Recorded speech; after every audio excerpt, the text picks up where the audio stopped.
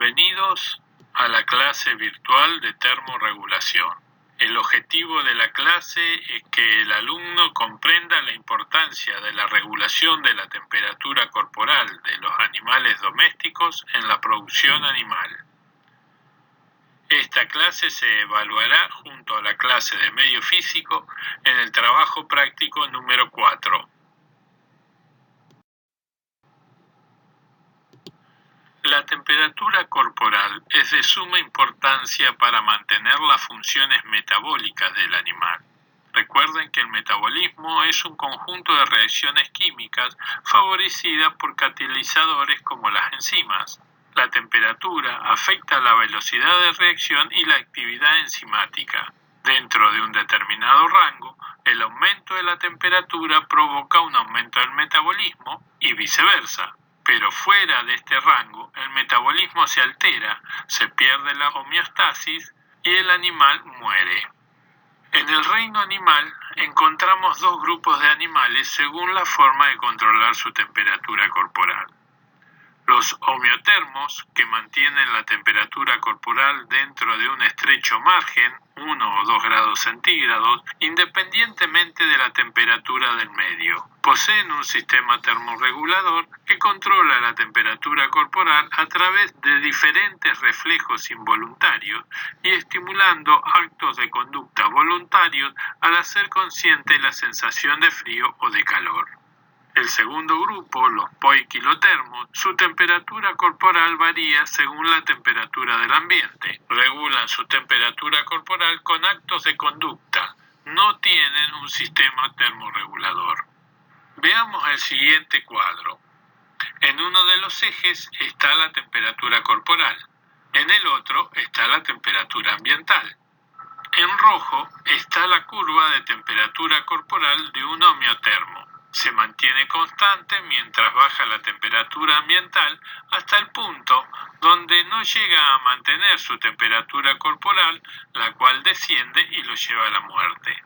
En celeste está la curva de temperatura corporal de un poikilotermo. Como ven, desciende con la temperatura ambiental hasta que llega a 0 grados. Trata de aumentar su temperatura con ejercicio, pero esto no alcanza y muere. En verde están las curvas de los animales hibernantes, animales que bajan su temperatura corporal regulándola a un nivel por encima del punto de congelación. Es una forma de adaptación a condiciones ambientales adversas, como ser la falta de alimento en invierno. Como ven, hay una curva verde gruesa que corresponde a los animales hibernantes verdaderos. Son homeotermos que reducen su metabolismo y mantienen su temperatura a 5 grados centígrados. Y una curva verde fina que corresponde a animales hibernantes falsos, poikilotermos, que mantienen su temperatura por encima de 0 grados al crearse un microclima por un acto de conducta como puede ser esconderse en una cueva.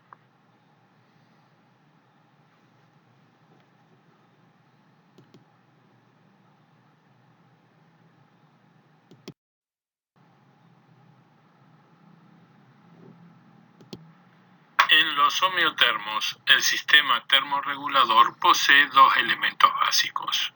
Un centro termorregulador que está en el hipotálamo, que consta de un núcleo anterior que estimula la pérdida de calor, se activa cuando la temperatura corporal tiende a subir, y un núcleo posterior que estimula la producción de calor y se activa cuando la temperatura corporal tiende a bajar. Y dos son termosensores cutáneos e hipotalámicos que informan de las variaciones de la temperatura. Los hipotalámicos corrigen la temperatura interna y los cutáneos van anticipando la variación de la temperatura interna antes que se produzca. Un ejemplo de esto es el jadeo térmico de los ovinos y vacunos cuando se los expone bruscamente al calor. Jadean sin que haya variado la temperatura interna. En la práctica medimos la temperatura corporal a través de la temperatura rectal. Esta tiene la ventaja de que es muy fácil de medir y la desventaja que no registra los cambios rápidos y breves de la temperatura del núcleo, ya que es una temperatura local. La temperatura del núcleo puede ser 1 a 2 grados más alta Por eso, en estudios de termorregulación, se prefiere la temperatura de la membrana timpánica, ya que se asemeja más a la temperatura del núcleo del animal. La temperatura normal del cuerpo no está influenciada por el tamaño del animal, pero se aumenta en la edad.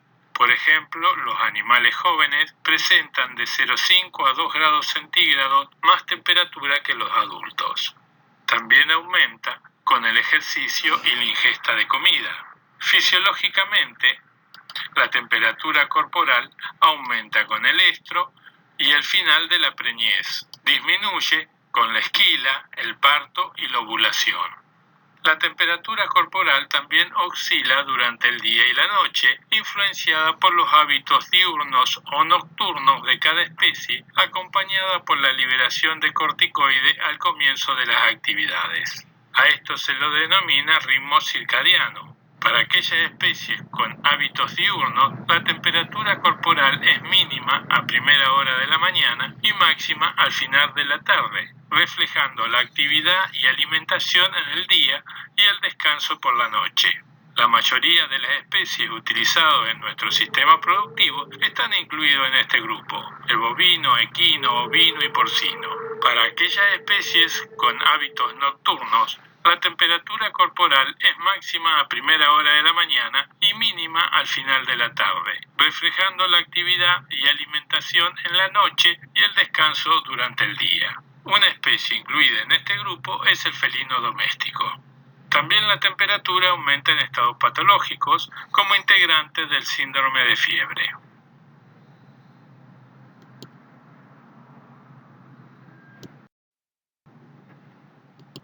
Veamos en el siguiente cuadro cuáles son las defensas que tiene un animal contra el frío. Podemos decir que un animal puede defenderse del frío con un aumento del aislamiento o con un aumento de la producción de calor. A su vez, las respuestas pueden ser rápidas, que se instalan enseguida, o lentas, que pueden tardar 1 o 2 meses en producirse. Dentro del aumento del aislamiento, tenemos un aislamiento externo a través del aire y del pelaje y un aislamiento interno dado por los tejidos, como ser la piel y el tejido subcutáneo. En el aislamiento externo por el aire, la respuesta rápida es que el animal busque reparo. La respuesta lenta podría ser las migraciones en los animales que pueden hacerlo. En el aislamiento externo por el pelaje, la respuesta rápida es la piloerección. La respuesta lenta es la muda y el aumento de la densidad pilosa. Ojo que este aumento en la densidad pilosa no se da en el mismo animal, sino que se da a través de generaciones sucesivas. Por ejemplo, comparen el pelo que tiene un perro siberiano con el pelo que tiene un perro pointer. La muda de invierno es un pelo mucho más largo, más áspero y aísla mejor del frío. En cuanto al aislamiento interno de los tejidos, se puede producir a nivel de piel por vasoconstricción cutánea y a nivel subcutáneo por aumento de la grasa subcutánea. La vasoconstricción es una respuesta rápida, el aumento de la grasa subcutánea es una respuesta lenta que puede tardar varios meses en producirse. En cuanto al aumento de la producción de calor, en forma rápida lo puede hacer el animal a través de los temblores o del ejercicio, y en forma lenta aumentando el metabolismo basal. La temperatura ambiente a la cual el animal tiene que aumentar su metabolismo para conservar su temperatura corporal se denomina temperatura crítica mínima. En este cuadro veremos cuáles son las defensas que tiene el animal contra el calor. El animal se puede defender del calor disminuyendo la absorción de energía, bajando el aislamiento, aumentando la evaporación o disminuyendo la producción de calor. Vemos que también hay respuestas rápidas y respuestas lentas. En cuanto a la disminución de la absorción de energía, la respuesta rápida es la sombra y la respuesta lenta son las migraciones en los animales que pueden hacerlo. En cuanto a la disminución del aislamiento, La respuesta rápida es la vasodilatación a nivel de piel y la respuesta lenta es la disminución de la grasa subcutánea y la muda. La muda de verano se caracteriza por tener un pelo corto, brillante, que refleja la luz solar. El aumento de la evaporación en forma rápida se puede producir a través del sudor o del jadeo. El sudor es la evaporación a nivel cutáneo y el jadeo es la evaporación a nivel respiratorio. En forma lenta, aumenta el tamaño y la cantidad de las glándulas sudoríparas. Pero cuidado, este aumento en tamaño y en cantidad no se produce en el mismo animal, sino que se produce a través de generaciones sucesivas de aclimatación del animal al calor. La disminución de la producción de calor en forma rápida se traduce en una disminución de la ingesta y en forma lenta en una disminución del metabolismo basal. La temperatura ambiente a la cual el animal tiene que bajar su metabolismo para mantener su temperatura corporal se denomina temperatura crítica máxima. Recuerden, la temperatura crítica máxima es la cual el animal baja su metabolismo. A esa temperatura no se muere nadie, solamente el animal baja su metabolismo.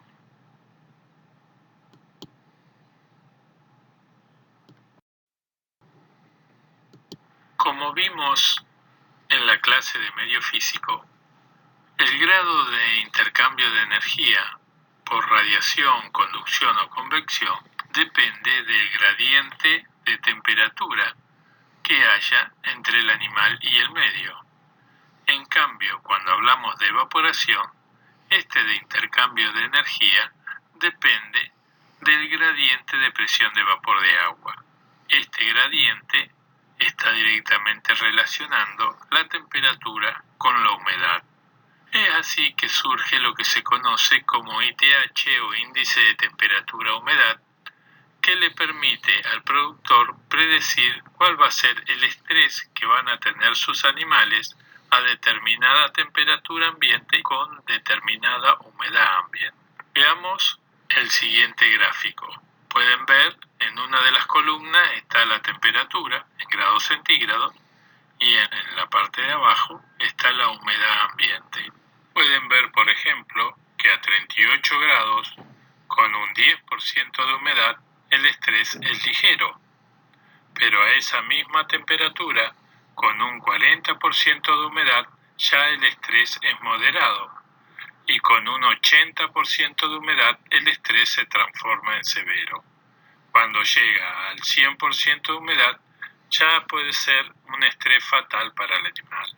El índice de temperatura y humedad tiene gran importancia en la producción lechera. Otro punto. Cuando hablamos de aclimatación, nos referimos a un proceso adaptativo que permite disminuir la tensión fisiológica producida por un estrés climático prolongado.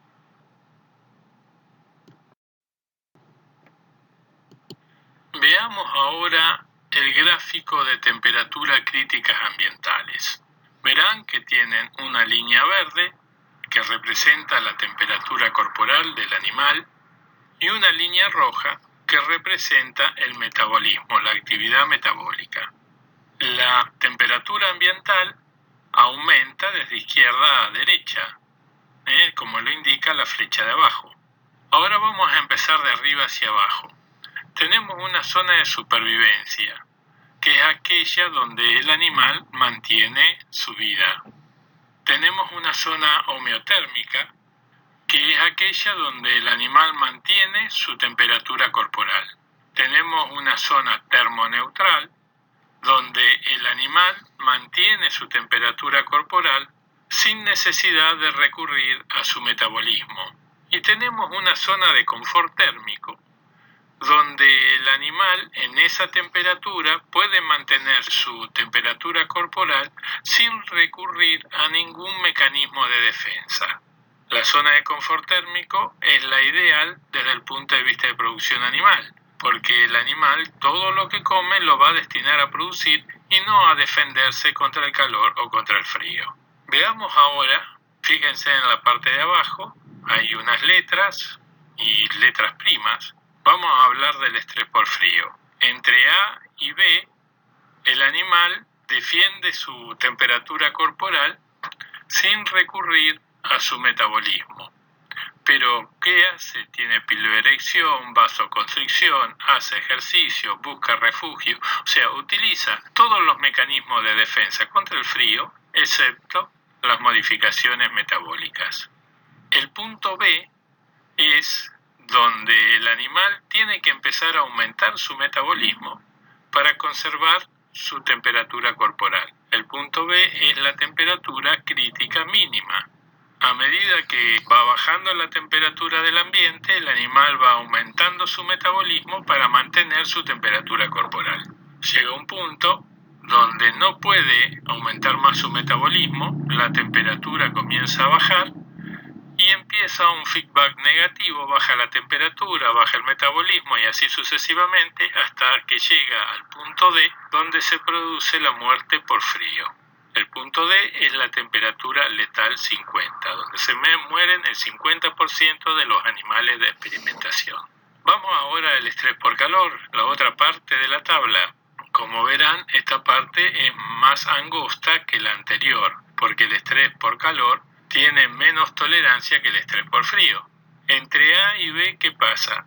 El animal mantiene su temperatura utilizando defensas contra el calor sin implicar a su metabolismo. O sea, aumenta el jadeo, aumenta la sudoración, aumenta la vasodilatación, etcétera, etcétera.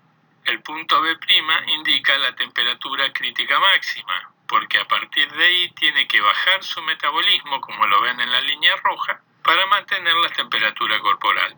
Pero llega un punto que no puede bajar más su metabolismo, la temperatura comienza a subir y eso empieza con un feedback positivo que termina con la muerte del animal en el punto D', que es la temperatura letal 50 máxima. Las temperaturas de confort térmico, temperatura crítica y temperatura letal varían con la especie, inclusive con la raza que esté adaptada a diferentes climas. Aquí vamos a comparar lo que es un ganado británico acostumbrado al frío con un ganado cebuino acostumbrado al calor. En cuanto a la zona de confort, para el británico está entre -1 y 16 grados, mientras que para el cebuino está entre 10 y 25 grados. Si comparamos la temperatura crítica mínima, el británico a los -10 grados centígrados, ahí tiene que aumentar su metabolismo para conservar el calor. En cambio, el índico ya a los 5 grados tiene que aumentar su metabolismo. En cuanto a la temperatura letal, uno lo tiene a -35 grados, el británico, y el índico ya a los -10 grados puede morir. En cuanto a la temperatura crítica máxima, el británico tiene la temperatura de 27 grados, recién a los 27 grados baja su metabolismo, mientras que los índicos a los 36 grados recién tienen que disminuir el dicho metabolismo. La temperatura letal está a 45 y a 50 grados. Como ven, este margen es mucho más estrecho que la temperatura letal mínima, de -10 a -35. En cuanto a la zona de confort para bovinos de leche, podemos ver que el holando tiene entre 13 y 21 grados, el jersey tiene entre 13 y 24 y el pardo suizo tiene entre 13 y 27. O sea, de las tres, la que mejor tolera el calor es el pardo suizo. Si lo comparamos con otra especie, con un búfalo, vemos que el búfalo tiene una zona de confort térmico de 20 a 32 grados, o sea que lo que mejor se adaptaría a zonas subtropicales sería el búfalo. Gracias por participar y escucharnos.